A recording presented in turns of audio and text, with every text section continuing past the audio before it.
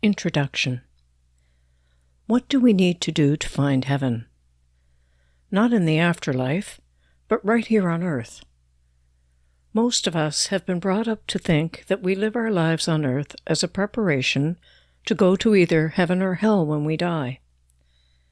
God will judge our life on earth as worthy of heaven or hell, and that will be that. I believe, as Neil Donald Walsch shares in his book, Conversations with God, that we have it all wrong, and that is not what God intends for us. I believe experiencing heaven on earth is possible. It is your birthright and what God has intended for each one of us. The secret to experiencing heaven on earth is the same for everyone. I'm not going to say it's simple, because it's not. You will need to work for it just like everything worth having is worth working for. But if you honestly and sincerely want it, you can achieve a life on earth that would be like living in heaven, and it will prepare you for a peaceful and serene passing, knowing that you have learned your intended life lessons. What would heaven on earth look like? Over the past 4 decades, I have explored many ideas and thoughts from different religions like Catholicism, Christianity, and Buddhism, as well as those from ancient Eastern and modern-day spiritual leaders and masters. The world religions generally outline the steps needed to acquire a first-class ticket to heaven. But the ancient Eastern and modern-day spiritual teachings describe a way of living in the present that brings love, peace, joy, and prosperity to one's life. Living this way encourages forgiveness, kindness, compassion, and non-judgment for each human being, no matter the color or creed.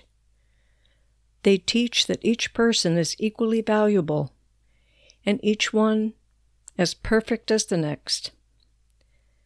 That each man, woman, and child contains within them a piece of God.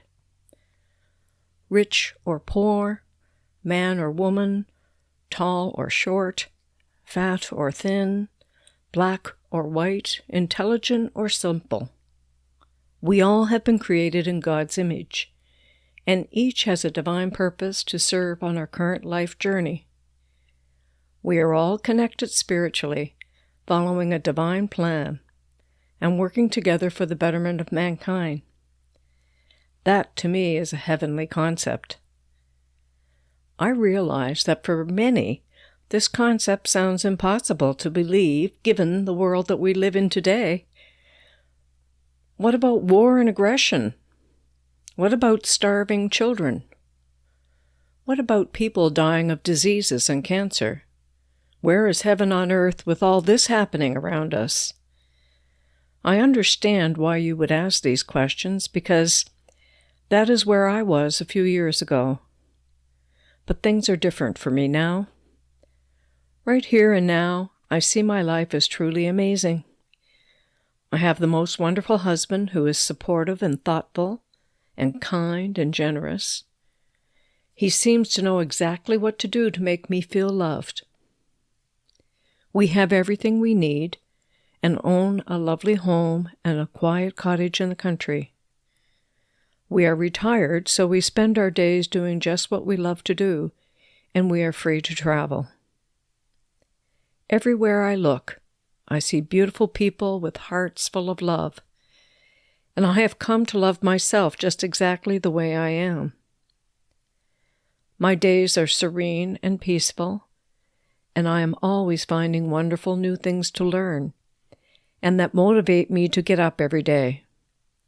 I feel so blessed in this life and know that everything around me is exactly how it is supposed to be. Who could ask for more? I must be in heaven. Now wait a minute, those of you who know me are asking. That's not how I see things. You would remind me that I was married a long time ago to a hippie, and that didn't go too well. You would remind me that my daughter had mental health and addiction issues, that caused me great worry, anxiety, heartbreak, and emotional pain. And you would remind me that the last 8 years were extremely difficult because of the round of tragedies in our family that were unbelievably difficult. A murder, a suicide, and a drug overdose. You saw me struggling through these difficulties, and you were happy that it wasn't happening to you. I understand, because that is how I used to look at life tragedies until just a few years ago. I came to a point in my life after the death of my brother-in-law and then my daughter-in-law where I began to question what this life was all about. Is this all there is? Why am I here? There has got to be something more to living than this. So I began looking for answers. I started reading books that talked about life purpose and spirituality and healing. Great books written by many well-known authors. Dr. Wayne Dyer, Marianne Williamson, Neil Donald Walsh, Eckhart Tolle, etc. It was then that magical things began to occur in my life.